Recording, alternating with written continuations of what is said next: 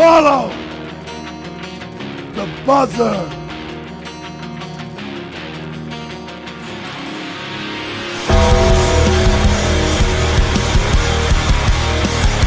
Rest in peace.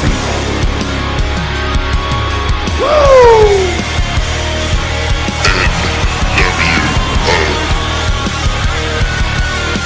The best there is, the best there was, and the best ever will be. What you gonna do, brother? Hey, yo. Can you see me now? Strategy my Oklahoma ass. Life sucks, and then you die.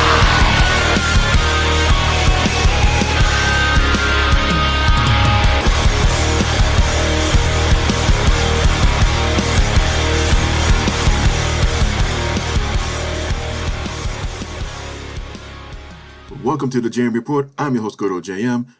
This is episode 103. Folks, to be honest, I bypassed the original intro here. I mean, yeah, sure, you got the music, but as far as not pointing out that this episode is brought to you by the good folks at Figure Toys Company. You can also check them out at WrestlingSuperstore.com. But the last barely 24 hours, almost there, from the time of this recording, we're just under 24 hours removed from perhaps one of the biggest announcements to ever come out of pro wrestling in the past maybe 50 years, if that. And I wasn't even alive that much. But Vince, well, let me do it more properly. Vincent Kennedy McMahon has retired, stepping away from all of his active duties and roles with World Wrestling Entertainment. He is gone. No longer active, no longer having any say whatsoever as far as the direction that the company goes moving forward. He stepped away. Now, I thought of, should I do an emergency, quote unquote, breaking news episode of the JM Report last night maybe after SmackDown. But I just had a gut feeling that there has to be more because this came out of nowhere to most. And you know what? If not over the weekend, maybe by this time a week from now or right before SummerSlam next Saturday, there'll be enough information and more details to share. And there are multiple sources reporting as to why now, what's going on, what prompted this decision, at least on the surface, again, out of nowhere.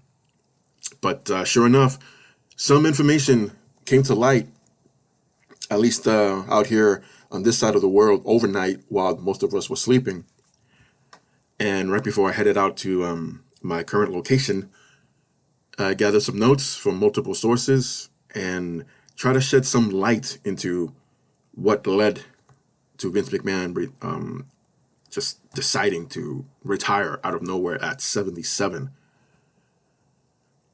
It's almost what's the word here? Basically the other stories, which is not much in comparison, but almost makes them a non-issue. Just to, at least as far as filling in my my hour here, at least I try to go an hour. But maybe some of these notes I jotted down could help that because there is a lot, and obviously within these details there are more details behind, but I try to at least simplify as best as possible without having well, not a brain freeze, but just so much information in your head. It's just gonna, well, if you're seeing what happened to Black Bolt in the recent Doctor Strange movie, then you know what I'm talking about. Spoilers. Honestly, I'm still in jaw dropped here. And was it expected? Was it the right thing to do as far as WWE's point of view, the board of directors? I mean, again, there's just a lot to process here. So I'll try to do my best as far as giving out the information I gathered from multiple sources, including FIFO Select, PW Insider, just to name a couple of them.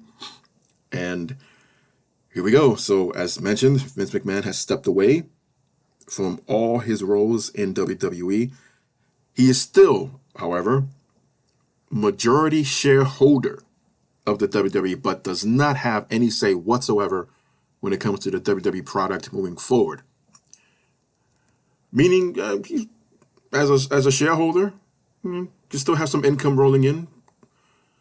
As far as official retirement from, say, the United States government goes, 401k and all that nonsense, something would come on a monthly basis, I would assume. I don't know or would know those numbers off the top of my head, much less take the time to look them up. But I think Vince McMahon is going to be fine during his retirement. And it's not like he hasn't traveled around the world. It's not like he doesn't have more than one home.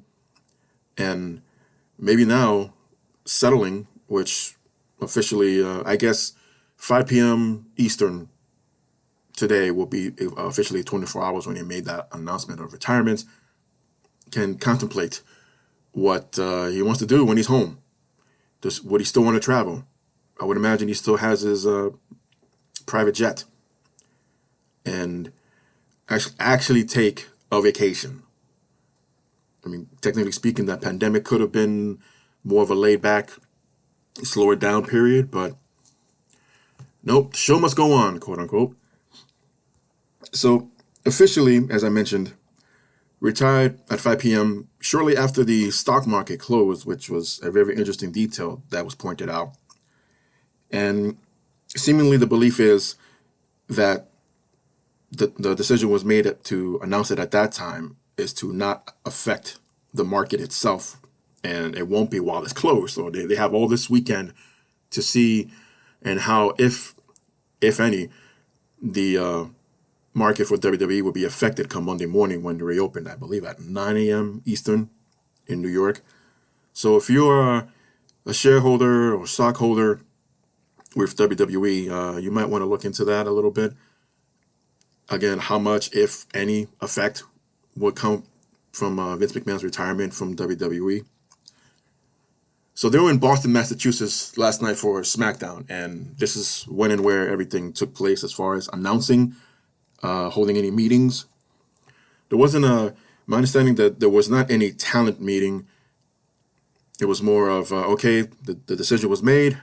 Let's just tell the people that need to know right now, and eventually, before the day is over, everyone's going to know, especially within the roster of WWE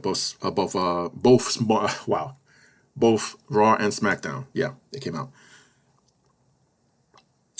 No actions. No, what actions? No, I'm sorry. Not actions, but moves. Apparently, there are a lot of maneuvering going around behind the scenes. And as I mentioned, no staff meeting, no talent meeting was made. Just the announcement, the statement was put out by Vince himself, thanking everyone that it was time to move on at age 77. Then there was an official memo from WWE, not only made publicly but also to the talent and employees of their now former boss. So what's going to happen moving forward? And here's another interesting point. According to FIFO, the decision of retiring Vince McMahon was made a week ago. Plenty of time, maybe, to see from their point of view, from their side of things, how anything will be affected business-wise. And this is just me shooting arrows in the dark here. Oh, okay. We make a decision today, but let's go through the A through Z of what's keeping us afloat right now, what's keeping this business open, what's having the money come in, the income, and all that stuff, paying everyone that needs to be paid, blah blah blah. Did at any point Vince or anyone before the retirement was announced reaching out to sponsors or advertising like, hey, not that, again, I'm shooting in the dark here. Not that the contract that was signed between WWE and, let's say, Papa John's. Well, as long as Vince McMahon is in control and running things on WWE's side, then yeah, we'll stay in business.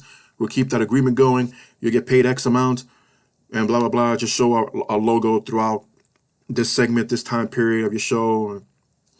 I'm not saying that, but when was there ever a time before today that such a deal was made with Vince in person, with Vince McMahon in mind? Because for the longest, he was the head honcho, the jefe, if you will. And if you're a business like a Papa John's or Bud Light or Universal Studios, just throwing out random examples, and you want to make a business decision or a deal with WWE, then you have to know who's running the company. So again, was that a part of the not part of the decision, but was that a thought process of like, whoa, wait a minute, how? My point is, at the end of the day, it's all going to be about money. When the CEO, well, former CEO, then owner, then whatever his official title was before he not quietly, he made it public. I'm sorry, there's just so much shit to process. When Vince McMahon stepped down as CEO, Stephanie was named interim CEO, and Vince kind of carried on without an official title. He was still head of creations, still running TV shows, still producing Raw and SmackDown. So again, it's a business. It's about making money. Making sure everybody getting paid from a roster point of view. They're guaranteed money on their contracts. The employees getting paid their salary and all that junk. So it's more complicated than really making it sound. And if I sound like I'm all over the place, then I do apologize for that. Because again, this is just wow. Just imagine waking up to this. It's one thing to go to sleep. I'm like, man, Vince is retired. Oh well. Just waking up. Wait, well, what? I got so many notifications and alerts on my phone. What's going on? And they all say the same thing. Hey, man, did you hear Vince retired? Vince from catering? No, Vince from WWE. Oh. Gotta get up. I'm practically in my PJs right now doing this, folks. So, and I'm going shopping after this. I gotta buy some dog food and stuff for myself. So, yeah, this is how much. this is how much it's affecting. Me personally. I can only imagine what others are thinking about the following morning. But moving on with some of the notes here. So roughly 5 p.m. the decision was made and announced throughout the world. So about an hour later, again, this is taking place at what's it called, the TD Garden Arena in Boston for SmackDown last night. So about an hour later, there was a meeting with no meeting, but it was I guess you can't call it a meeting, but it was more like a quick gathering, like a quick get together between Triple H, who was earlier in the day named once again head of talent relations, so he's back in that saddle, and also a part of that get together was the newly named co-CEOs of WWE. One being Stephanie McMahon, and the other being Nick Khan. So there are now 2 bosses running WWE. At least to stay within the family. Maybe not entirely, but there's a McMahon on top of the hill. And there's a Levesque attached to it, just off to the side. And my understanding was this quick get-together was, hey, no need for further meetings, just no need for me to go to every single member of the roster or staff or employees to say goodbye. I'm leaving. This is Vince, by the way. I'm leaving. Carry on with the show. So Vince leaves. And show must go on. And I was even contemplating then who the hell is running the show? Yeah, Stephanie's there. She opened up SmackDown. Nick Khan, who rarely, if ever, makes TV appearances, was there as well. So we come to find out that Bruce Pritchard and Kevin Dunn remained behind, and they were running the show. Bruce was given the TV duties that Vince McMahon used to run. Basically, not that that's an official title, but the guy who runs Gorilla Position with the headset, TV monitors, say giving you the cues to go, when not to, cut a commercial, this and that. Blah. Yeah, that's Bruce now.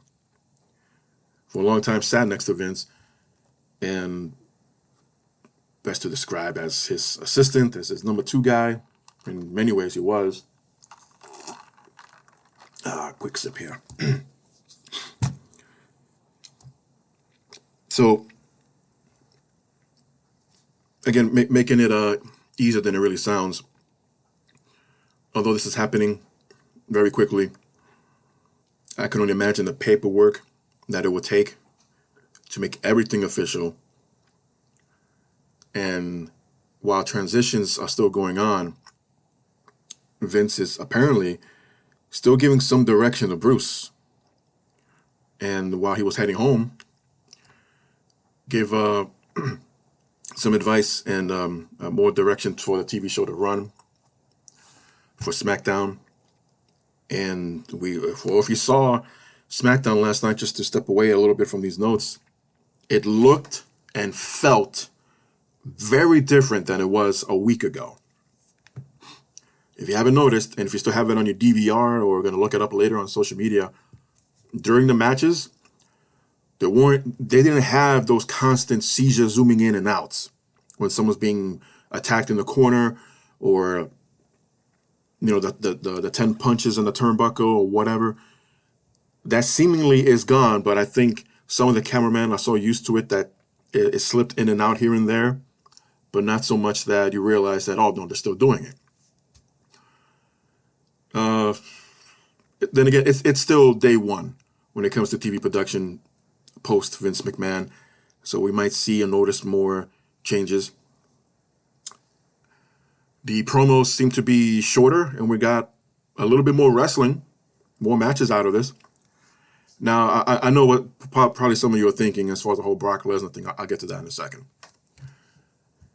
And yes, the entire show was rewritten. You know what? For what it's worth, the way it was rewritten and we got what we saw, not bad. And even for them, it's not an easy thing to pull off, where everything's last minute. You got to change this, change that, rotate people around, take people out, add people. It's a cluster, to say the least. So the promos are less. But speaking of promos, was it me or did we see right before they went to it was either the first or second commercial break of the show, and we see Ronda Rousey and Liv Morgan backstage. They were just facing each other, and you see a crew member seemingly placing microphones. We saw one of them putting it on Ronda on her jacket, and then moving the little wire around behind to hide it. So okay, we're about to get a face-off between Ronda and Liv, and we come back, but Caleb Braxton's in between holding a microphone. So that could be an example of last-minute changes or rewrites right there. So if the idea wasn't to have them face each other, talk to each other with microphones on them, what's the point of throwing Caleb in the middle only to walk away with a microphone and we can still hear them? And the microphones weren't even visible anymore on Ronda, definitely not on Liv. So yeah, that's more of a nitpick there, but it's excusable because, again, needless to say, WWE is in a bit of a chaotic mode right now. That's just a tiny bit of an example of what's going on to make changes literally from one second to another. But that was just a 2-hour show. And although the promos, interview segments were a lot less, I think they're learning less is more, where just get to the point. Why are you facing so-and-so? Why are you mad if you're a heel? Why are you out there to set things right if you're a babyface? Just, and with who and where? How? It's, again, it's simpler than it sounds, but to drag it out for 10, 15 minutes and there goes a quarter of the show. So SmackDown being only 2, I'm more curious to see how Raw's going to be run this coming Monday from New York, where it's Rey Mysterio Celebration Night, 20 years in the WWE, production-wise, from beginning to end. And, yeah, watching it since day one, Raw, since its inception, and the changes it went through production-wise and visual, the staging, the changes of the stages, the venues, obviously the talent throughout the nearly 30 years now. It's yeah, a lot has changed. I can't say the last 10 to 15. Oh well, maybe I'll say the last 10. Let's go with the last 10 years. I can't say I was a big fan of the production, but that's just me. And one other thing about that, and we move on with the notes here. The commentating, to me, it sounded as much better than ever. Probably because you don't have Vince McMahon yelling in your ear anymore, especially with Cole. Although he still makes things sounding redundant at times, and still repeats himself literally 3 seconds apart.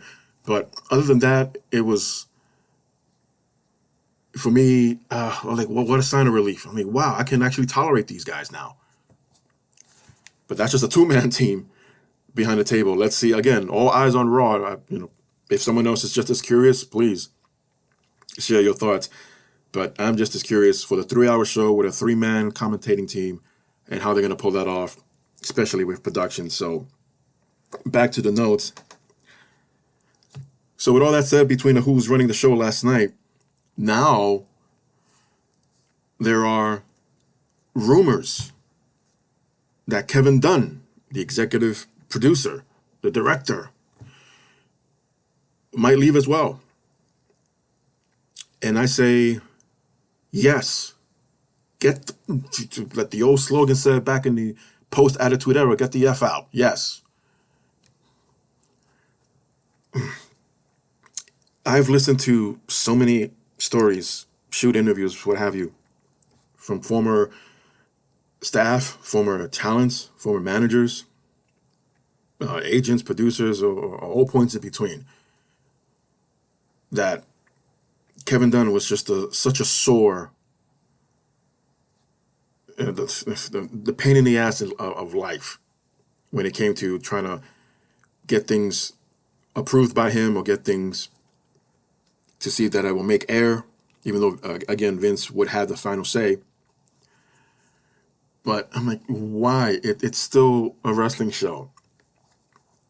You can call it, it's not a sport all you want, but if you're still comparing yourself to how many views and how many subscribers you have on social media to the NBA, the NHL, NFL, and the whole board,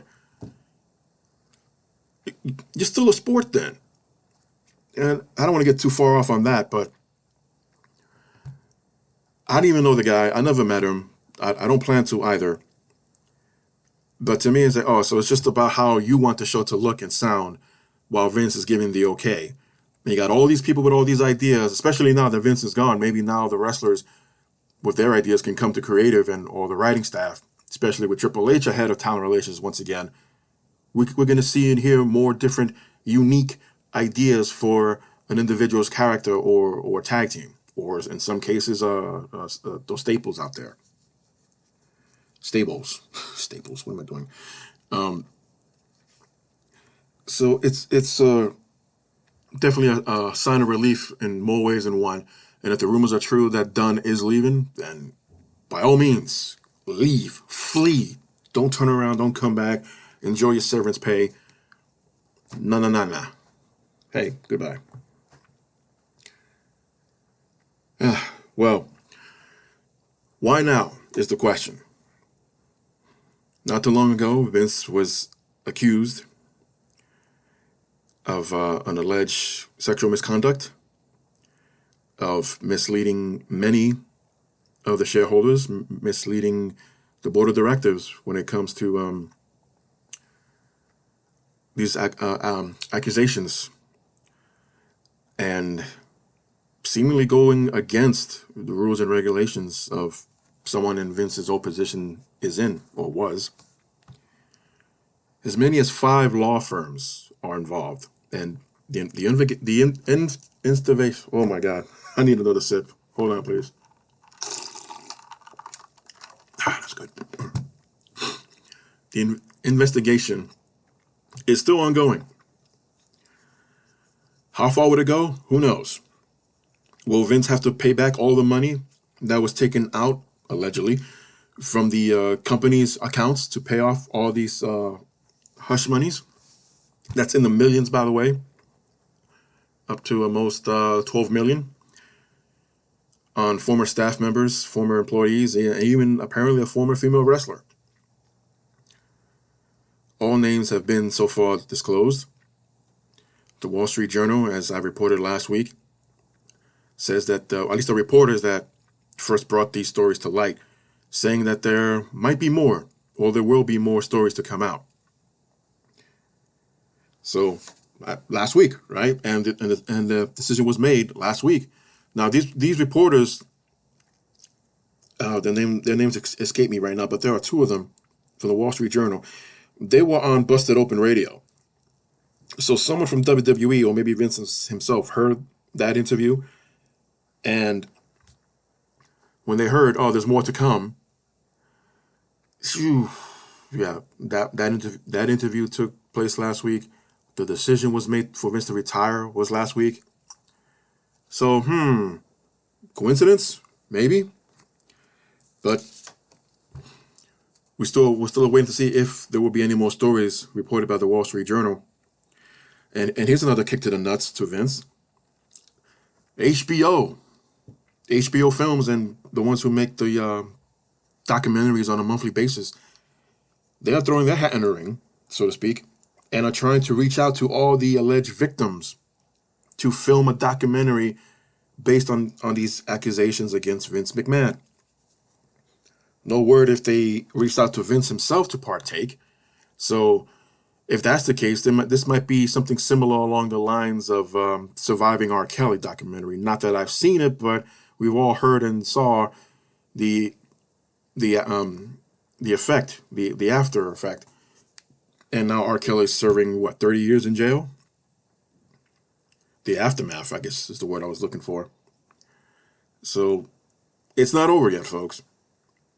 Vince is stepping away for more to try to have the company save face as much as possible.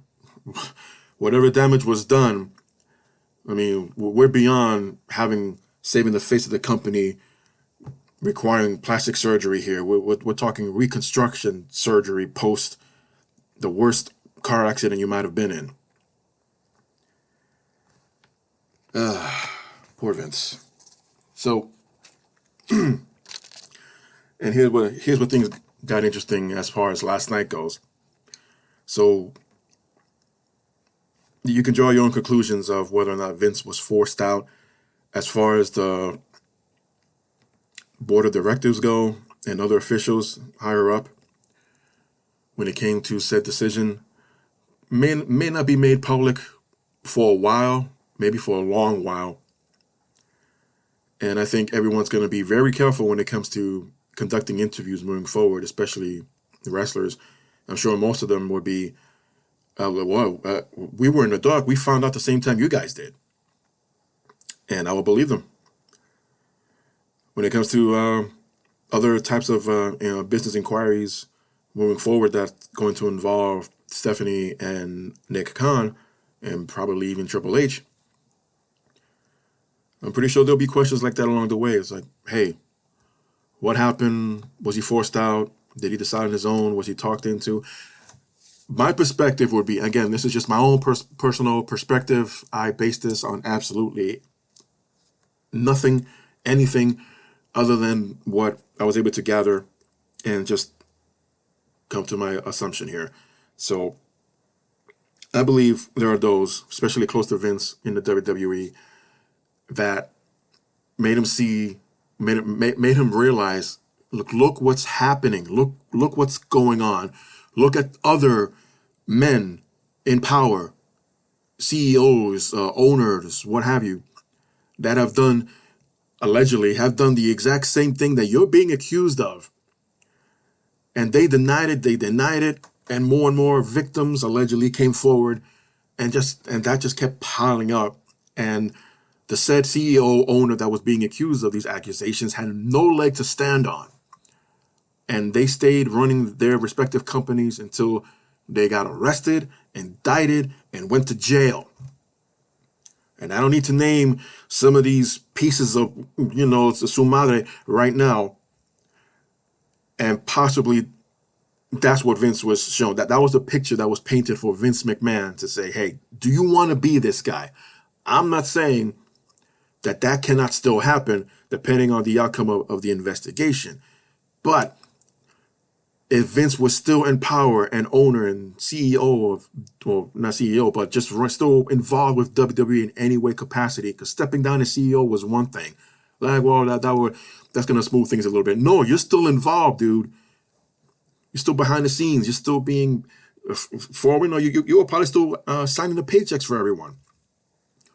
So it's not a good look right now. Oh, so now Wall Street Journal says they're going to have more stories coming. Oh, crap. Now what are we going to do? Vince, you have to do this.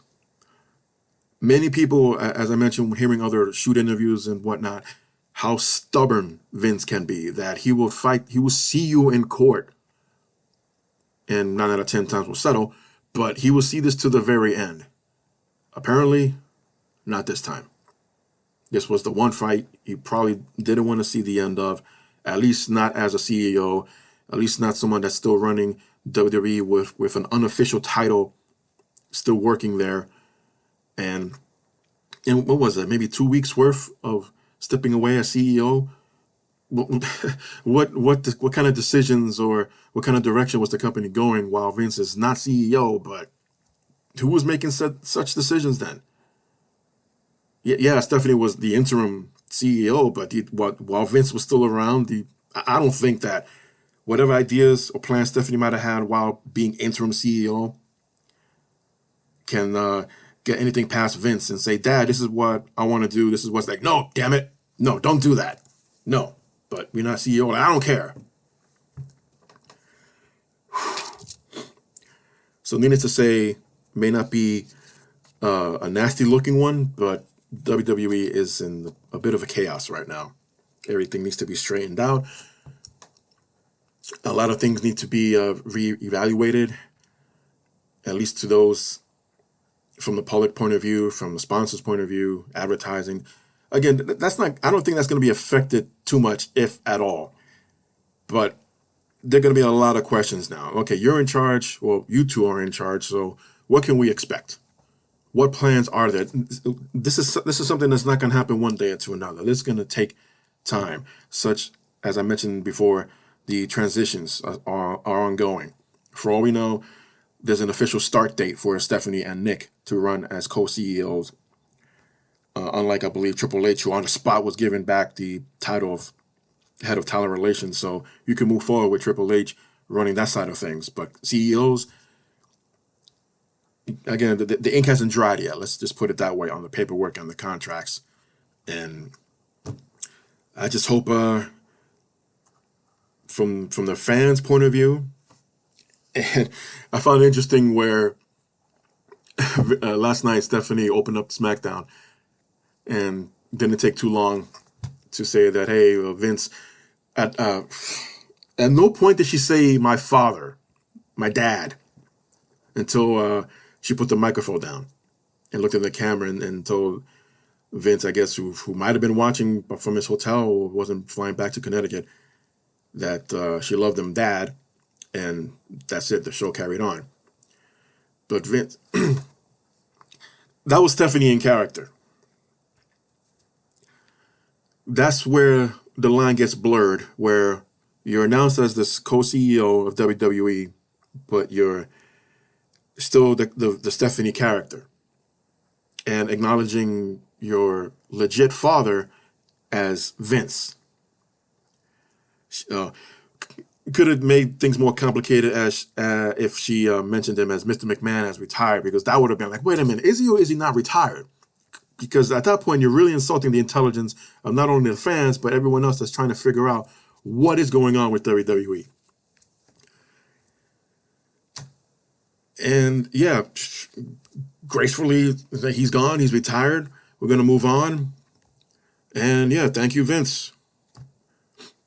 And I'll take this moment now to say yes. I said before, the past 10 years, the product was stale. And I'm not one of those guys that say, oh, bring back the Attitude Era. No, been there, done that. The ruthless aggression era wasn't too bad. It's just that when, the exact time, the exact date escapes my mind right now. But basically, when the time period where they opened up to more sponsors, and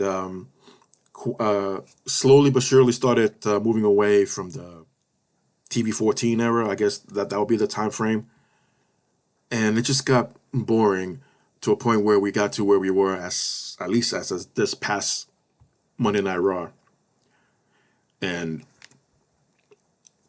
if you haven't, it might be on Peacock right now. Last Monday's Raw was such a bore.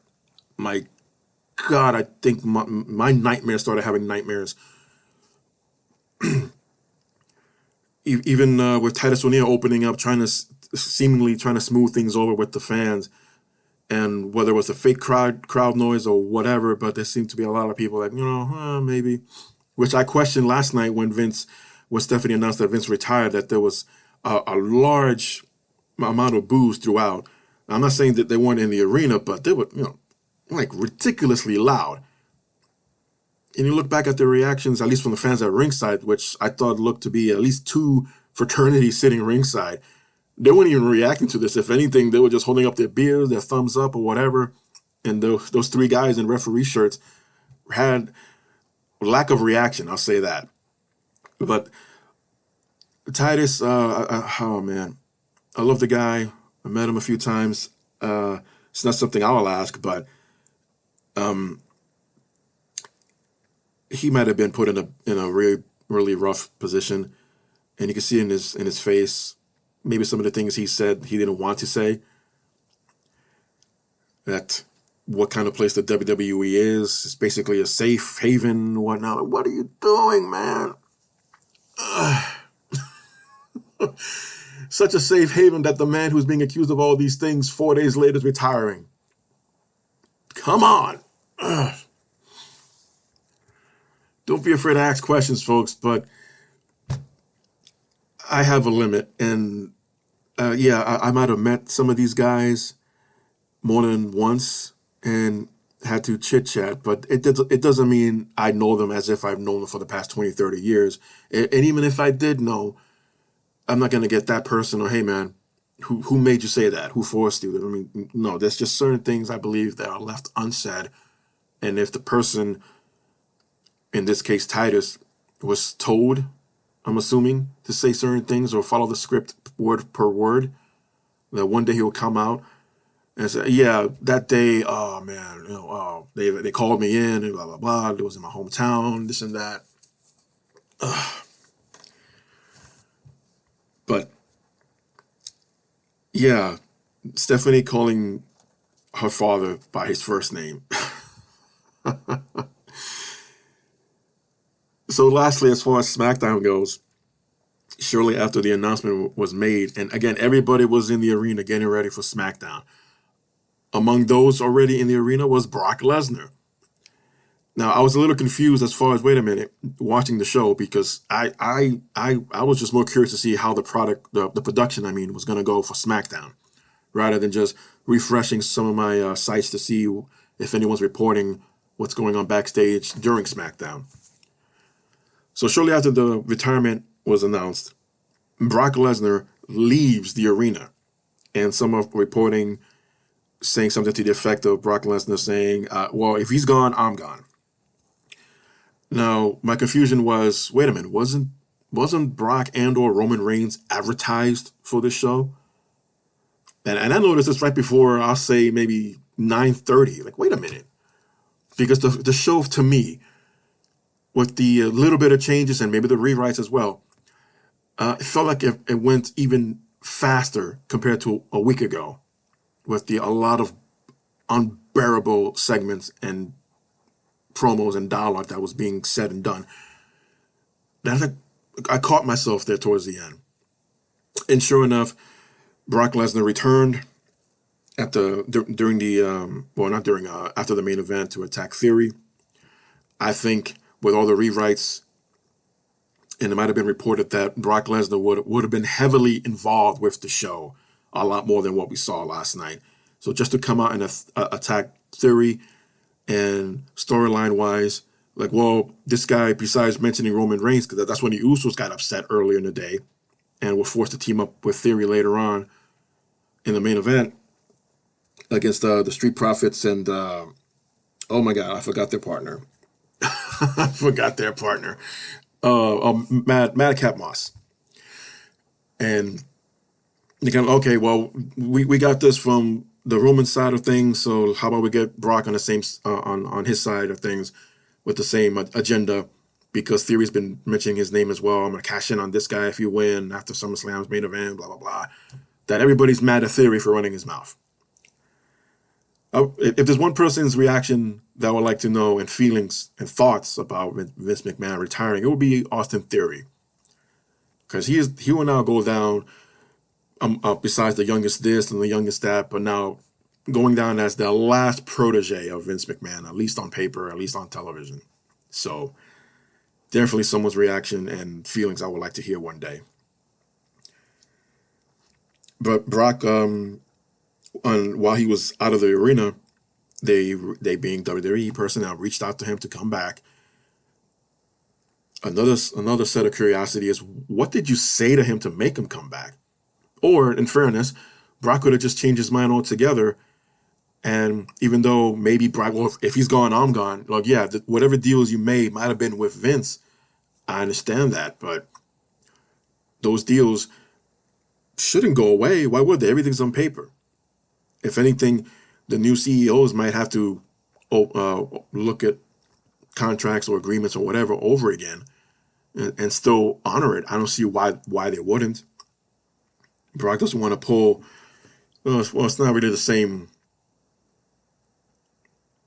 category where Austin walked out. Steve Austin, that is. Austin was just upset at the creative, among other things that was going on in his personal life. Brock just walked out because his former boss, now left, and hey, would it have been a frame of mind where, wait, if he's leaving, how am I going to get my money now? Or that was just his legit natural reaction that he has a special friendship or relationship with Vince that I don't want to work where he's not in. So, needless to say, it's a lot to take in. WWE is still processing the effects of what's going on.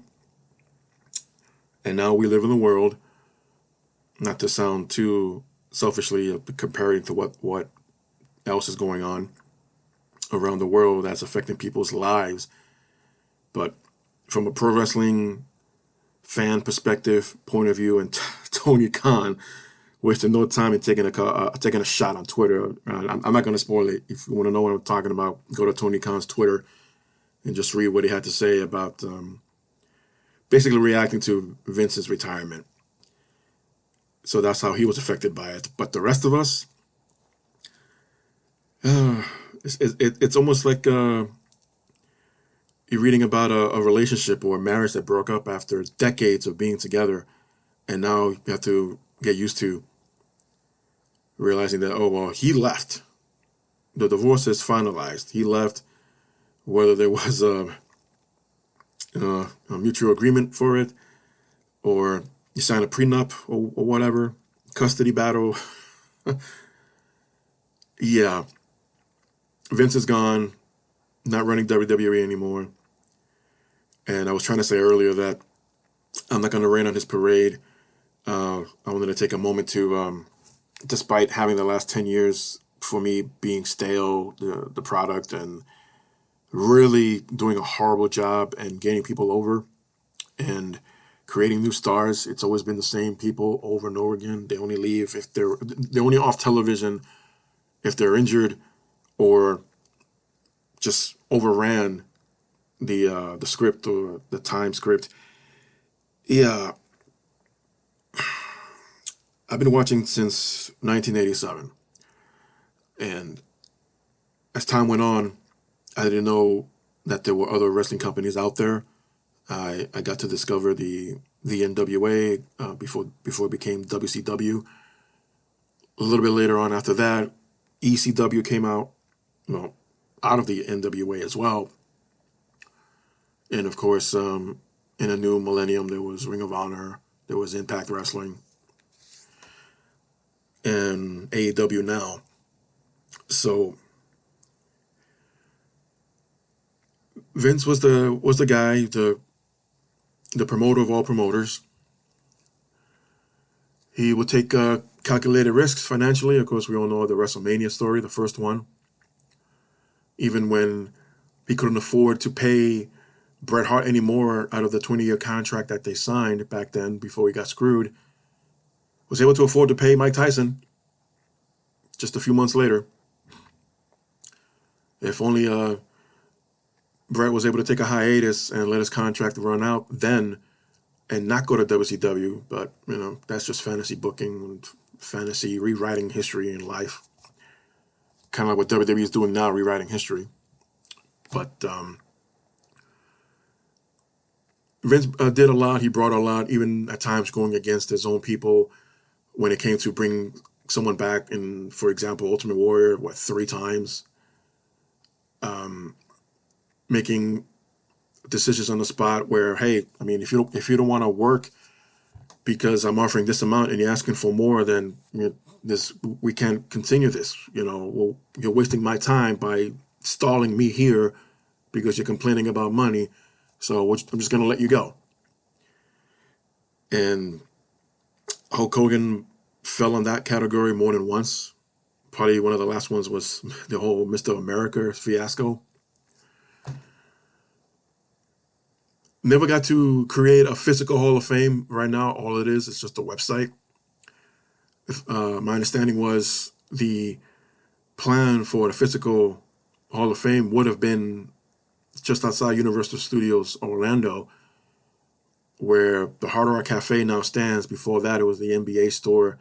And before it became the NBA store, that's, I believe, the time period where the talks were ongoing to making that location the physical WWE or WWF at the time Hall of Fame. That's good. I mean, there are so many accolades and accomplishment.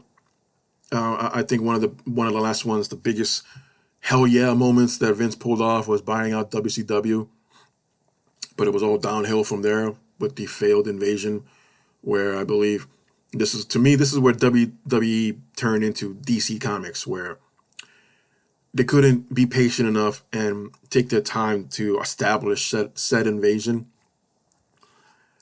Not to take too much time to fantasy book, but the handful of wrestlers that did jump over from WCW and ECW, they could have been just regular new guys under contract with the WWF at the time. And 2-3 years later, when the other contracts expire with the bigger names such as Hogan, Goldberg, whomever, maybe even Sting, slowly but surely build up to who is the mole, who is the one destroying WWF within, and the newly signed WCW and ECW guys will deny everything, and they can't be trusted until maybe Bischoff comes in to be revealed as the mastermind to destroy Vince's company within. Kind of like, if you're a fan of Marvel, I think they pulled it off better because they had a TV show, many seasons, and they were able to pull it off. I mean, it wasn't exciting, epic television, but it was intriguing and interesting enough for a lot of fans to keep watching, where you come to find out that S.H.I.E.L.D. was being infiltrated from the inside by Hydra after we thought they were gone and destroyed. So something like that. And they didn't go along that route. They just had too many wheels in motion. adding more to the roster and realizing, well, it's just so many people, we don't know what to do with them, blah, blah, blah. And again, there are a lot of other examples and moments in time where Vince did do good. Probably too many to mention here. But I would share this story.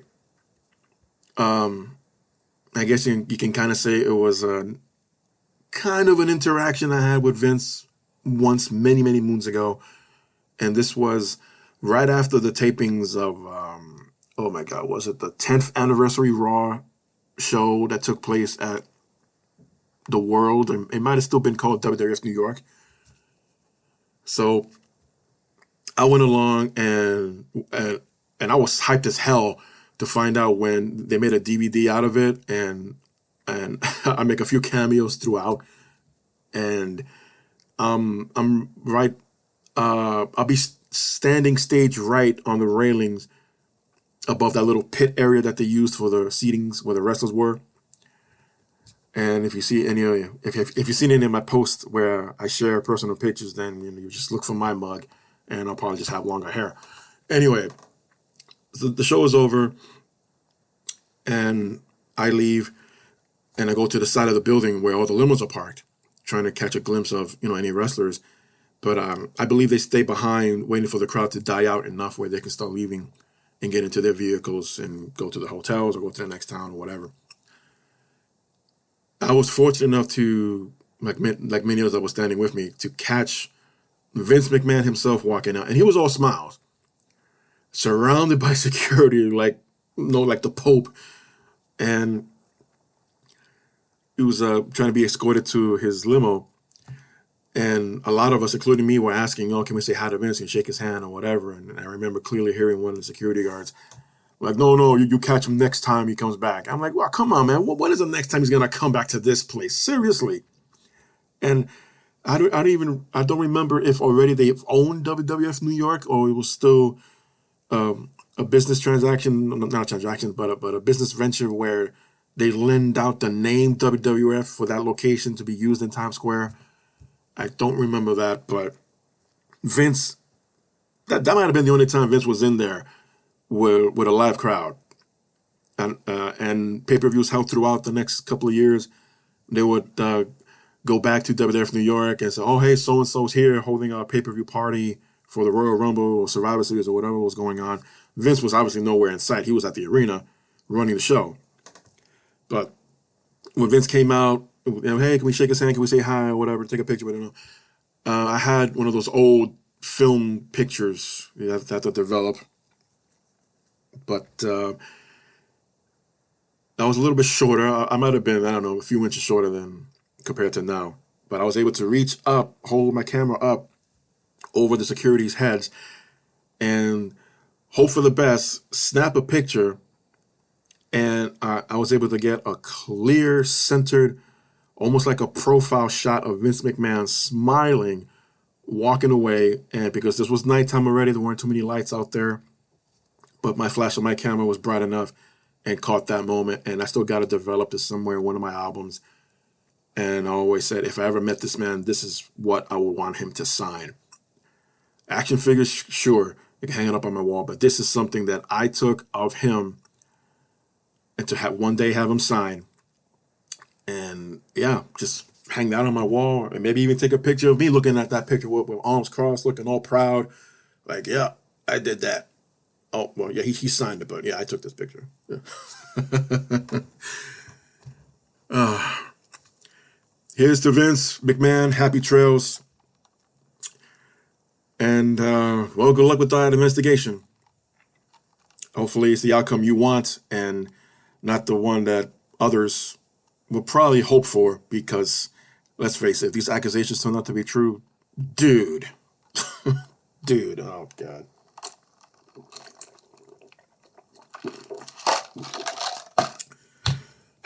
Refill. Oh, yeah. Hear that fuzz. I would mention what I'm drinking, but I don't want to take a chance of mentioning a name, and the next thing you know, I'm getting flagged. Hey, they're not your sponsor. But it has zero sugar. So that's the story of Vince. Wow. I'm sure there will be more details to come out in the next few days. As I get rid of my notes, they are now made publicly, so I read them best verbatim, word for word, and I guess I should just mention a few of the stories that took place during the week before this big one came out. So, Jeff Hardy is being ordered to appear in court on August 2nd after Hardy had already signed a waived arraignment for him not to appear in person and pleading not guilty. So things, well, first of all, currently Jeff Hardy is attending rehab. No word or public statement has been made as far as how it's going. But I would imagine if he's being ordered by the court to appear on August 2nd, that there'll have to be arrangements from the location that he's being attending for his therapy, his rehab, and someone from there will have to escort him or tag along with him to make sure everything goes well. Do what he's got to do, tell him what they got to say to Jeff Hardy and return. Not that the, let me just clear this up, not that the rehab was court ordered. No. This was an agreement between Jeff Hardy and Tony Khan of AEW that you're suspended without pay, and if you want to come back to this job and continue an income, then you complete the rehab and you come back. And I'm hoping not only Jeff Hardy completing this and pay his debt to society, or whatever it is, or whatever how long it is, that one day we will see him return in an AEW ring and publicly address to the fans of what happened and just, own up to it. I mean, he's pleading not guilty here, but that dash cam video, it's not helping the case, dude. And unfortunately, it's not the first time this has happened. And I really hope things work out for you. And on a personal note, I don't know how many more times I can support this guy. I'm not shy to express her thoughts and feelings when it came to, and again, this is before Vince McMahon retired, but when it came to those wondering if she would return and what her future holds, Maria Kanellis Bennett made it clear that she will not, repeat, not go back to WWE. Not until it's under new management and ownership. Guess what, Maria? Now, her last run there, I don't want to say they did her wrong. Whether it was bad timing, what were the circumstances back then? But she returned to WWE and came with Mike Bennett, her husband. That was renamed Mike Kanellis. And come to find out, shortly after her return, she was expecting a child. So if there were any plans for Maria then to be an active member of the roster and compete in matches is unknown at this point. But again, I'm not saying that they did her wrong. It's like, oh man, okay, well, we can't use you if you're pregnant. Same like they did with Lacey Evans most recently, and a few years ago with Karma, Awesome Kong. So not everybody returned post pregnancy, but it's obviously a risk you can't take. And even after that, they really didn't do much with her. They tried to do the whole love angle that Maria and Mike were so much in love with each other, and they just quietly disappeared into the night. So if anyone's curious or interested now, try to tweet Maria Kanellis and, hey, well, he's gone. How about now? Speaking of female competitors, Brandy Rose is still training for a possible return to the ring, quoting, "When and where, that is yet to be seen, but I hope it does happen and everybody is happy and proud." Now, as far as we know, Brandy has not signed any kind of contract with WWE, where Cody re-signed just a few months ago, making an appearance at WrestleMania against that great match with Seth Rollins. So maybe it will definitely add to the current roster of the women's division, which is, I mean, I know I've used this term more than once today. It's stale, and I mean, like seriously, how many more times can we have Lacey Evans and Aaliyah not have a match and they're going to do it again next week. It's going on a month now. And if, storyline-wise, I guess, if someone like Pierce doesn't come out and say, hey, no, you're not doing this again, either you get back in the ring and have a match, or you be suspended, or whatever crap. Or, you can't even say that Aaliyah won those other matches by disqualification because the matches never happened. But giving against credit to last night's show, they had two back-to-back women matches.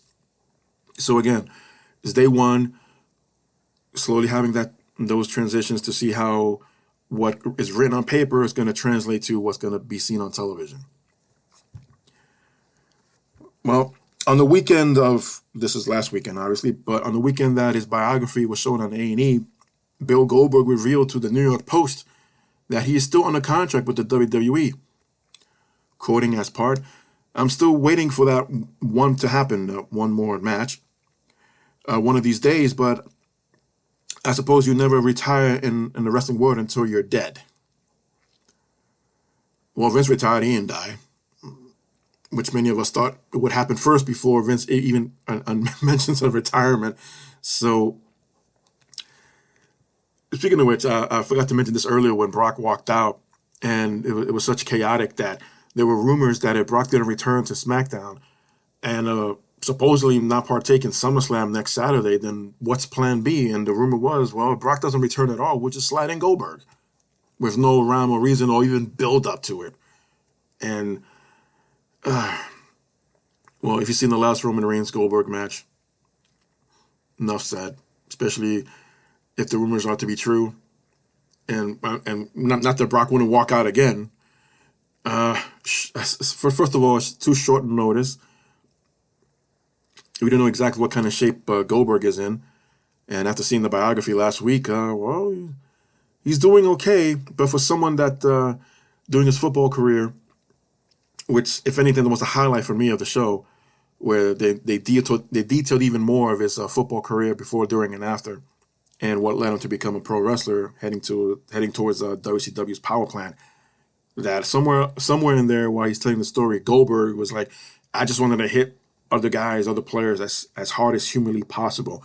And you fast forward to today, and you wonder why some of your bones are practically made out of dust, and you've had so many surgeries, and that smash mouth attitude or approach, it catches up to you. I never even heard of Goldberg, getting a head examination after how many lockers he's headbutted into oblivion. And of course we've all seen and heard the story about him almost bursting an artery, just trying to break a few limousines' windows. Yeah, dude. Oops, I just dropped something. Take it down a notch or two. That's all I gotta say. And if a return is possible for another match, I'm not saying not to be the Goldberg of old. I'm not saying don't bring to the table what brought you there. No, but in between, especially at this point in your life, at your age, you're a family man now. Yeah, take it down a notch, bro. Because that next locker that you headbutt, you probably won't stand up straight up again. Let's just go with that.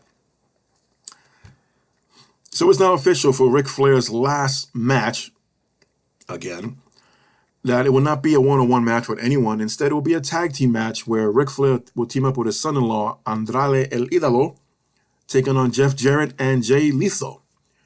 Interesting that this story came out after my last episode of last week, where Andrade was out of AEW for now, as on the DL list. But he's still going to be able to compete with this tag team match, and probably for the better that it is a tag team match for Flair and Andrade, where they don't have to carry the entire match from start to finish. And someone like a Jay Lethal who can still go, and probably he might be the youngest, I'm not sure. And of course, you got Jeff Jarrett, who's also a veteran. I don't think he has officially retired, unless I missed that story. But an interesting combination as far as who's involved here. Keep it in the family. As far as Ric Flair's last match, Flair revealed that he's dealing with a bit of a foot pain, And it's not stopping him from returning back into the ring. It's not stopping him from continually training. So I'm going to try to catch that match out of sheer interest and curiosity and how he performs. Not confirmed yet, but Kenny Omega might return as early as AEW's All Out, and possible connection with the new upcoming Trios Championship, where Omega will team up with the Young Bucks. Now, this got a lot of attention. This got a lot of people talking. If Kenny Omega returns, how many more matches is he going to have? Is this his last run? Because a couple of weeks ago, Kenny shared with the world that if and when he does return and he gets injured again, who knows? That just might be the last time, this last run as an in-ring competitor. And he's been away for almost a year now. Not that he's always just spending time playing video games, but he's been heavily involved with the AEW video game that's been delayed on several occasions, but in developing. But it's a positive sign for all Kenny Omega fans. I know not everyone's a big fan of his work, but he is one of the founding members of the AEW, and for him not to return at least for one more go-around, one more run, that he will end his career, if this is it for him, in an AEW ring. I know others would have preferred that he would have gone back to Japan and had one last run there as well, but with his injuries and a travel schedule like that from the States and to Asia back and forth may not allow that, for all we know. I'm not a doctor. I haven't reached out to Omega to find out these details. And my throat's drying up for some reason. You talk too much. So we'll just have to wait and see. No official word from Omega himself. No official word from AEW. But the clock's ticking, and AEW All Out is coming. So it's not like we're not going to hear anything anytime soon. As we know, SummerSlam is next week. And if you follow me on my social media pages, especially Facebook, Instagram, and Twitter, I categorize this as falling under the no shit section. That WrestleVotes reported that someone revealed to WrestleVotes that the current SummerSlam lineup is making many in WWE unhappy. Well, it's virtually a copy and paste of WrestleMania and Money in the Bank with a sprinkle of Hell in a Cell. This was if part of this unhappiness is coming from, this was so hyped up, just as Money in the Bank was with Cody in Vegas before the move was made from the stadium to the arena. I understand how that could have been so disappointing, but that had nothing to do with Cody. We will find out later on during Hell in a Cell that Cody is out of action after his match with Seth Rollins with the torn pectoral. And by the way, Cody is still making appearances this weekend at San Diego Comic-Con. So if the lineup itself is not what's making many in WWE unhappy, maybe they put all the eggs in the bag for the involvement or the participation of Cody Rhodes, but what potentially could have been at SummerSlam, but he is out at least for the rest of the year. And that's probably why we ended up with the Roman Reigns Brock Lesnar rematch for the last time again. But for example, even if Cody was going to be built up as the next opponent for Roman Reigns, it would have been way too soon. Way too soon. Perfect example, look what they did with The Fiend. When he got overly popular, they put him in the championship match. He wins the Universal title. Hell, I'll do you one better. When Bray Wyatt was getting popular and they made him the WWE champion, you notice towards the end of his career, they rarely acknowledged that accomplishment. Former WWE champion Bray Wyatt. I mean, come on, guys. But too much too soon. And then you find that go-to guy, in The Fiend's case, Goldberg. You knock that train off the rails. and it lead to the match with Lesnar later on. And goodbye, Fiend. But Cody, maybe, and this is going to sound really horrible, but maybe the injury was a blessing in disguise where, let's slow it down. And it wasn't like Cody got injured during a match. It was just a simple workout routine. Maybe too much weight, maybe he lifted wrong, whatever happened. But yeah, a sign that everyone should take. Like maybe we should slow things down a little bit. Less is better. And when you rush, something like this could happen. And you got to reorganize, rearrange, rewrite everything for a show. And then that's the aspect. That's the alternate version of what it is moving forward. And we will never have known. We'll hear about it, but we'll never have known what the original plans were or could have been. Case in point, just look at the lineup for WrestleMania 30. 30, not 3. WrestleMania 30, 3-0. An update from Tony Khan when it comes to Ring of Honor. He announced that Colt Cabana will be involved, especially that he signed a contract with them. But more importantly, and more interesting, is that he signed the Briscoes for a Ring of Honor, or with a Ring of Honor contract, and is still heavily working on a television deal to have Ring of Honor return on air, and seemingly with a whole new roster. So besides the current ROH champions that we've seen on AEW Dynamite and Rampage, Tony Khan is talent scouting.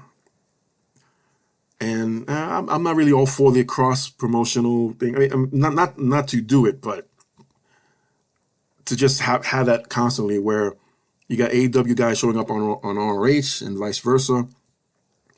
This is a new version of Ring of Honor under Tony Khan. And I think it should establish its own new identity, even if it's picking up where it kind of left off from its last run, with familiar faces as champions, and a handful of new wrestlers, new talent, male and female, to throw in there that probably may or may not have found a spot for them on AEW. Okay, well, we have this other company here that we're running as well. Maybe can head over there and develop there, and maybe come back to AEW eventually. But interpromotional, let's not do too much of that. I'm all for it, don't get me wrong, but when it's too much, it is too much, and you tend to lose the interest very, very fast. And again, it's much easier to say that while I'm sitting here in front of a laptop recording this, but there is a way, there has to be a way, and usually hearing other people's opinions and suggestions can help. And my understanding is that's not the belief going on. What Tony Khan says goes. That's how he's booking. That's how he's writing the shows, and that's what we're getting. Thanks, Tony. Yeah. Well. Anyway, good luck with that TV deal. That I'm sure will benefit a lot of talent members and spread out through, I guess, TBS or TNT, one or the other, or maybe a different network that we're not thinking of right now, and hit everyone from all sides. An interesting tweet made by Wyndham Rotunda, formerly known as The Fiend, formerly known as Bray Wyatt. He shared what appeared to be a quote from Vince McMahon, and keep in mind this was before Vince retired. The quote was, "Begin again, kid. It's what you do. VKM." And then he mentions an email where all business inquiries can go to. This was announced yesterday, I believe. No, excuse me, 2 days ago. The tweet from Wyndham Rotunda. The announcement for retirement for Vince McMahon was decided a week ago, but only announced yesterday.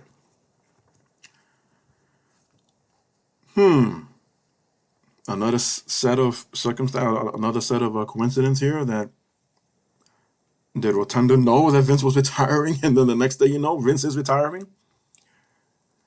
Throwing back a quote towards Vince: "Begin again, kid. It's what you do." Wow. It's I'll leave it at that. Interesting to say the least, and the timing of it, like, wow, maybe Wyndham does have psychic powers. For all we know, that could be his next gimmick. And I'll end on this more bit of a happy note, at least it was for me, that according to Dave Meltzer, there were talks between AEW and former commentator for WWE and NXT, Mauro Ranallo. No details were mentioned as far as what took place during these meetings and talks, but it would be interesting. I believe there was a few, maybe a couple of times where Mauro Ranallo and Jim Ross share the same commentating table in WWE. Now, this man is a fan. He brings a lot of passion. He's currently working with, I believe, Showtime's boxing and MMA sports. So to do this on a weekly basis with AEW and maybe even their pay-per-views, I think will bring a lot more to what we're getting now with AEW commentary, that even at times they can be, who the hell said that? Why is he talking like that kind of thing?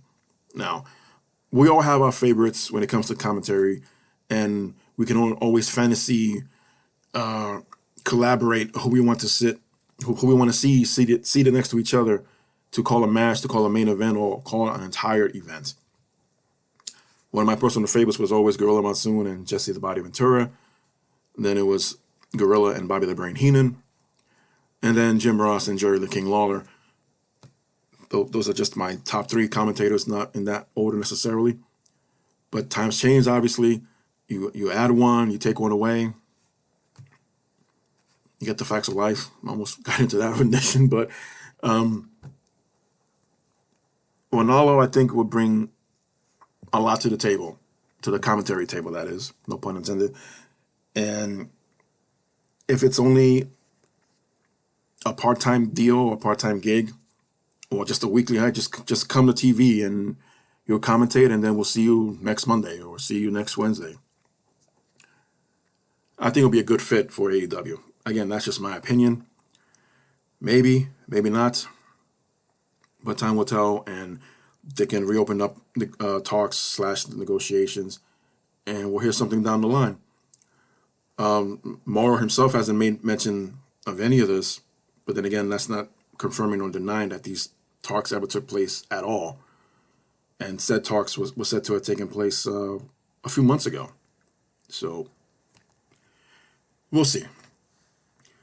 Well, folks, that about wraps it up for me. This episode for this week of the JM Report.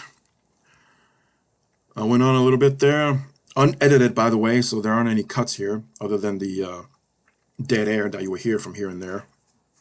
But there's a new chapter in pro wrestling. No Vince McMahon, and we'll see what we all thought was going to happen eventually, but just not under these circumstances.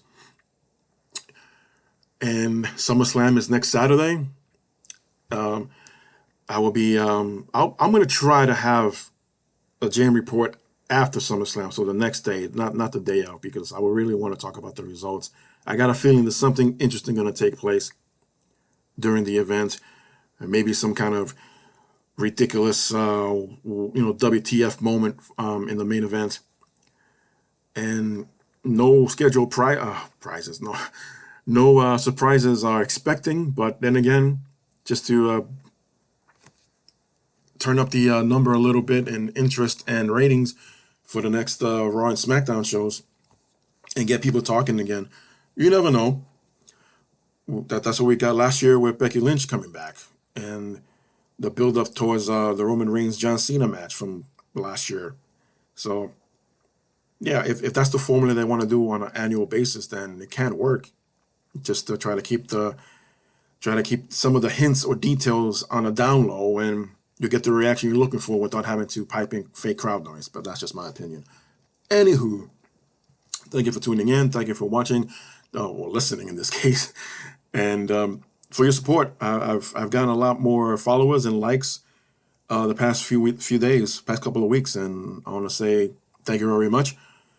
Also, you can head on to my subscription there, my description down below, and follow me throughout social media. And as well, big shout out and thank you to my sponsor this week, the Wrestling Superstore and Figures Toys Company. You can follow them as well through their websites. If you want your head on an action figure, there's details down below where you can follow and see how you can arrange that. And tell them the good old JM sent you. So until next time, everyone, be good, be well, behave. Till next time.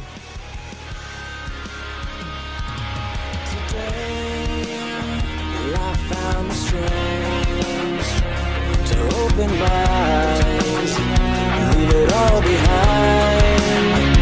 So open your mind and realize that your beautiful world could take my life.